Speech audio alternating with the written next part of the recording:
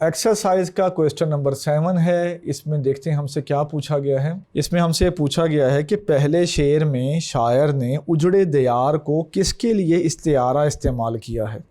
पहले शेर में शायर ने उजड़े दियार को, लगता नहीं है दिल मेरा उजड़े दियार में, तो शायर ने उजड़े दियार जो है ये किस चीज़ का इस्तिआरा है, कहाँ का इस्तिआरा है। तो आप इसके जवाब में लिख देंगे कि शायर ने मतले में उजड़े दियार को शहर दिल्ली का जो है के लिए इस्तिआरतन इस्तेमाल किया है। या आप ये लिख सकते हैं सादा, मज़ीद सादा करके, कि पहले शेर में उजड़ा दियार दिल्ली का इस्तिआरा है।